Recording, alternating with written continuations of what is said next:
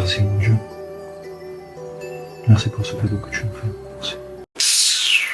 Arrête Bachir, t'es pas du tout crédible là. Dans cette vidéo, on va parler des 6 choses que tu n'as peut-être pas remarquées dans l'épisode 17 de Dérapage. Bonjour à tous et bienvenue sur Yeri TV, je m'appelle Sylvia et je fais des revues et des analyses de films et séries afro. Sur cette chaîne, on donne aussi notre opinion sur nos séries préférées, donc si c'est quelque chose qui t'intéresse, n'hésite pas à t'abonner à la chaîne. Active aussi la petite cloche pour ne rater aucune nouvelle revue. À ce stade de la série, on peut dire que là, on est au climax, là, on est au point culminant de l'histoire. Il y a beaucoup de suspense. Est-ce que Abby va enfin connaître la vérité sur Bachir? Quand est-ce qu'elle dira à sa mère qu'elle est enceinte de lui? On a vraiment hâte de voir la réaction de sa mère. Bachir a vraiment peur pour son avenir là parce qu'on voit que Raissa est un adversaire de taille. Ce n'est pas une femme comme Abby, fragile et tout. Raissa, c'est une vraie guerrière. Elle sait ce qu'elle veut et ça se voit que Bachir, ça le dérange, ça le travaille. Et c'est d'ailleurs un des points que tu n'as peut-être pas remarqué. Sans plus tarder, passons tout de suite au premier point que tu n'as peut-être pas remarqué. C'était l'utilisation du noir et blanc dans cet épisode. Tout au long de cet épisode 17, on voit que les personnages sont souvent habillés en blanc et noir. Il y a souvent ce contraste entre deux personnages. La plupart du temps dans le cinéma, le contraste entre ces deux couleurs signifie le bon et le mal, mais pas forcément dans cet épisode. Dans cet épisode, le blanc et le noir symbolisaient aussi la sincérité de Bachir.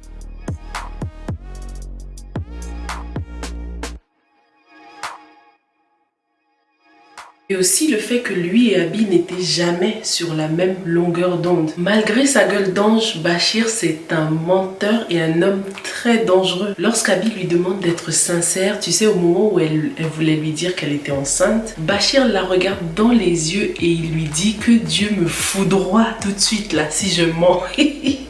Franchement Bachir il n'a peur de rien ni personne, même pas de Dieu. Pendant ces 35 minutes, la seule fois où on peut dire que Bachir a été sincère, c'est lorsqu'il se rappelait des bons moments qu'il a passés avec Abby. Il a pensé au bébé et ça lui a vraiment donné l'envie de protéger Abby. On voit la sincérité de Bachir dans le code vestimentaire parce que lorsque Abby rentre du travail, ils sont tous les deux habillés en blanc.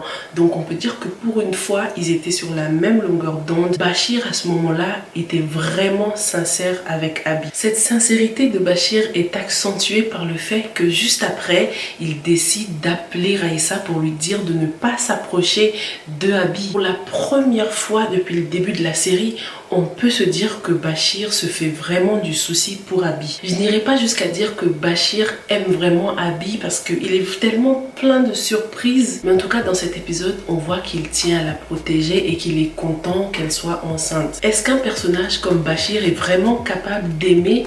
Dis-moi ce que tu en penses dans les commentaires. L'amour, ce n'est pas que l'attraction physique, hein, c'est aussi des sacrifices et tout ça. Donc, est-ce que Bachir est capable de faire des sacrifices pour Abby? Parce que c'est vraiment un personnage narcissique et dangereux. Toujours avec l'utilisation du black and white, on a la scène avec la fille qui avait pris des photos de Bachir. Le truc qui est bien avec elle, c'est qu'au moins elle reste fidèle à elle-même. Aucun professionnalisme. Pourtant, on serait tenté de dire qu'une personne comme ça a l'habitude de faire des choses comme ça, hein, coucher avec des hommes, prendre des photos pour de l'argent et tout. En plus, Raissa et sa copine, elles avaient l'air d'être des dangereuses, des personnes assez professionnelles qui savent ce qu'elles font. Donc j'ai trouvé que le personnage de cette fille était vraiment contradictoire. Elle n'est pas du tout professionnelle. Elle vient avouer à Bachir que soi-disant Raissa veut briser son mariage alors qu'elle aussi elle fait la même chose. Qu'est-ce qu'elle a à gagner? Elle s'attendait à quoi en venant avouer à Bachir qu'elle éprouve des sentiments pour lui? Parce qu'elle aussi elle veut saboter son mariage en venant lui avouer que peut-être qu'elle a des sentiments pour lui et tout. It doesn't even make sense. Un personnage vraiment contradictoire. La deuxième chose que tu n'as peut-être pas remarqué, c'était toujours pendant cette scène, pendant la discussion entre Bachir et cette fille, on voit le micro qui dépasse encore une fois le perchiste. Come on, man!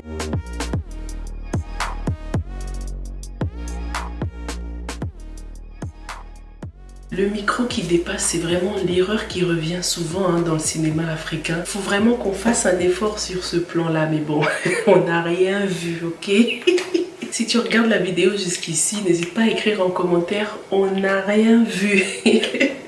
La troisième chose que tu n'as pas remarqué dans cet épisode 17, c'était l'utilisation du hors-champ pour le suspense. C'est une technique qui avait déjà été utilisée dans l'épisode 7 de cette série. J'avais fait la revue et je te mettrai le lien en haut, bien dans les commentaires pour que tu regardes. Le hors-champ est utilisé ici lorsque Alou dit à Bachir qu'il y a quelqu'un qui essaie de l'appeler sans succès et que cette personne dit que même agonisante, elle aurait tout fait pour le voir. À ce moment-là, on se demande vraiment de qui est-ce qu'il parle. Est-ce que c'est Raïssa qui a débarqué chez Alou? Qu'est-ce qui se passe? Cette technique fait qu'on se pose vraiment beaucoup de questions. On se demande ce qui se passe jusqu'au moment où on nous dévoile de qui il s'agit. Et là, on est encore plus surpris parce qu'on se dit mais qu'est-ce qu'elle fout là, elle?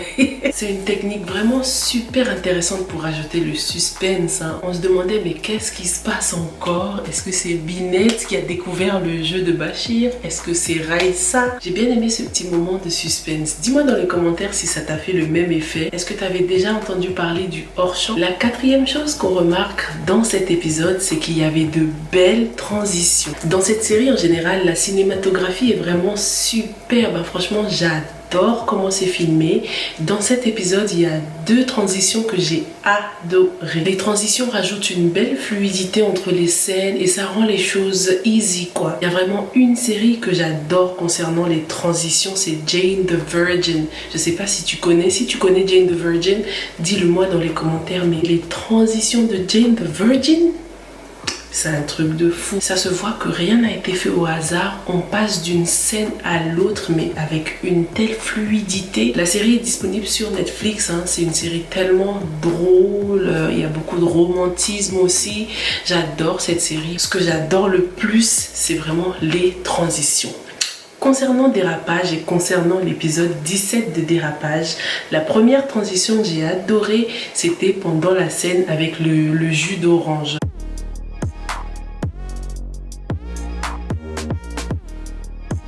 Lorsque Bachir et Abby étaient en train de prendre leur petit déj et que Abby a dû partir au travail, ils auraient pu couper la scène comme ça ou bien juste nous montrer que Bachir a reçu un texto et que lui aussi doit y aller, bam, et puis c'est tout. Mais pour des raisons de fluidité et de cohérence, il fallait que Bachir mange ce croissant et qu'il boive ce jus d'orange pour qu'on puisse enchaîner avec la scène suivante. C'est pas parce que Bachir avait faim qu'il mangeait et qu'il buvait comme ça.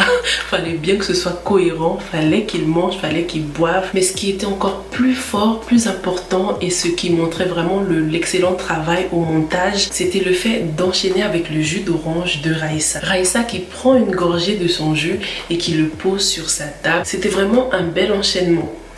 La deuxième transition que j'ai trouvé géniale aussi, c'était lorsque Bachir avait fini de parler avec la fille qui a pris des photos. Lorsqu'il finit de parler, il lui demande de partir. Il lui dit « Get out of here ». Si tu connais le film « Get out of here », dis-le moi dans les commentaires. Lorsqu'il finit de parler avec elle, il lui dit « Prends ton sac, hurry up and get out ». Donc prends ton sac, dépêche-toi, sors d'ici. Hurry up. Get out. Et on enchaîne tout de suite avec Abby qui demande à son collaborateur de ne pas oublier son sac, de le prendre et de get out of here aussi. Donc c'était vraiment une belle transition. Pour une fois, les deux étaient encore une fois sur la même longueur d'onde et comme par hasard, tous les deux portaient du blanc à ce moment-là. On dirait qu'ils s'adressaient presque à la même personne quoi. Dis-moi dans les commentaires si tu avais remarqué ces deux transitions et s'il y a d'autres choses que tu avais remarqué que je n'ai pas remarqué. Si tu regardes la vidéo jusqu'ici et que tu aimes des vidéos comme ça, n'hésite pas à me mettre un petit j'aime d'encouragement. Ça va aider YouTube à recommander mes vidéos à d'autres personnes. Merci beaucoup. La cinquième chose que tu n'as peut-être pas remarqué, c'était l'utilisation de la langue anglaise. Bachir dit beaucoup de mots en anglais. En général, il dit des mots en anglais, mais c'est très rare. C'est très rare dans les épisodes. On remarque que dans cet épisode 17, à cause de la présence de Raïssa, Bachir dit beaucoup de mots en anglais. Et qu'est-ce que ça veut dire en fait? Ça veut dire que ça se voit que la présence de Raïssa le travaille, il y pense beaucoup, il n'est pas tranquille. C'est un peu comme si Raïssa l'influençait quoi. C'est pour nous montrer la puissance de Raïssa. C'est un adversaire de taille. Elle a de l'influence sur Bachir, ça l'affecte beaucoup. C'est pour ça qu'il décide de se débarrasser d'elle. Dans cet épisode, on découvre que Bachir est un homme dangereux. L'accident m'a beaucoup étonné. Bachir est prêt à tout pour arriver à ses fins. Il est même prêt à éliminer la mère de son enfant. Il a quand même une fille avec Raïssa et c'est quelque chose qu'on découvre aussi dans cet épisode parce qu'on ne connaissait pas encore le sexe de l'enfant. Donc apparemment c'est bel et bien une fille. S'il arrive quelque chose de grave à Raïssa, qui va s'occuper de son enfant? Bachir, ça, ce n'est pas son problème apparemment. C'est pour ça que j'ai vraiment trouvé ça hypocrite qu'il soit content pour l'enfant qu'il va avoir avec Abby. Il était content comme s'il allait devenir papa pour la première fois alors qu'il a sûrement 5 ou 6 gosses dehors là. J'espère trop que la vengeance de Abby sera à la hauteur de tout ce que Bachir lui a fait subir. J'aime le fait qu'on nous montre que dans le milieu professionnel, Abby garde la tête sur les épaules. Elle arrive à se faire respecter et on voit qu'elle peut quand même avoir du caractère, quoi, tu vois. Donc ça me rassure. Je sais que la vengeance de Abby là, trop hâte. Une petite question que je me posais aussi et j'espère que tu vas m'aider à répondre à cette question, c'est est-ce que Raïssa aime vraiment Bachir ou bien est-ce qu'elle le veut seulement pour l'héritage? Parce que lorsqu'il se parlait, elle n'arrêtait pas de lui dire tu m'appartiens et tout. Qu'est-ce qu'elle veut en fait, Raïssa?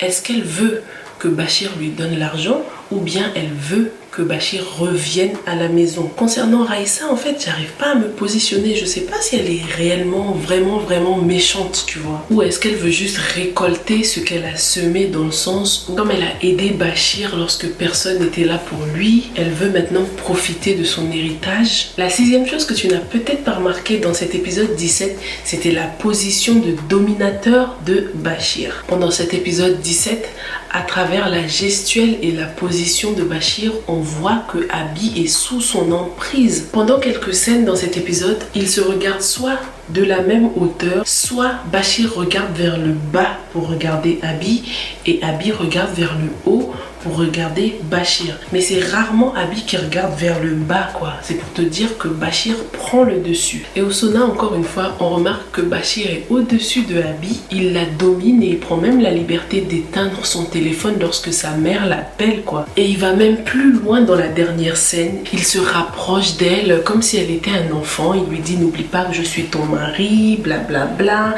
Tout ça, c'est de la manipulation en fait. Il s'assure de toujours mettre Abby dans une position d'infériorité. Il lui parle comme s'il avait de bonnes intentions pour elle, mais tout ça, ça joue avec la psychologie de Abby. Dans le sens où en fait, à la longue, elle a l'impression qu'elle ne peut rien faire sans lui. Elle lui dit tout, elle lui dévoile même toutes les discussions qu'elle doit garder secrètes, toutes les choses qu'elle n'est pas obligée de dire, elle lui dit. Parce que Bachir l'a bien travaillé en fait. J'étais aussi contente de voir que Tata Mattel s'est trouvé une bonne, quelqu'un avec qui parler, avec qui discuter, quelqu'un qui pourra la protéger aussi parce que vivre seule dans une grande maison comme ça, c'est pas évident. On voit que maintenant, elle s'occupe avec la télé, elle regarde des films et tout. D'ailleurs, il y avait un film qui passait avec un fils qui demandait pardon à sa mère. Elle rêve du jour où Abby va lui demander pardon. D'ailleurs, je ne connais pas le film qui passait. Si c'est un film connu, n'hésite pas à me le dire dans les commentaires. Tata Mattel, elle attend avec impatience le jour où sa fille va ouvrir ses yeux, quoi. Ah là là. Bon bah écoute, voilà ce que j'avais pour toi pour cet épisode 17. S'il y a des choses que toi tu as remarqué que je n'ai pas remarqué, n'hésite pas à me le dire dans les commentaires ou bien m'envoyer ton avis par WhatsApp au plus 33 7 69 96 98 27. Encore une fois, merci beaucoup pour tout le temps que tu m'accordes. Merci beaucoup de t'être abonné à cette chaîne et d'avoir liké cette vidéo. Petite annonce aussi par rapport au jeu concours Instagram, c'est qu'il se termine le mercredi 20 mai à minuit. Donc tu as encore un peu de temps avant la fin du jeu. N'hésite pas à tenter ta chance pour gagner 100 000 francs. Il y aura beaucoup d'autres jeux concours, donc n'hésite pas à me suivre sur Instagram pour avoir des nouvelles. En attendant, moi je te retrouve dans la prochaine revue ou la prochaine analyse. Stay safe and stay blessed. Bye.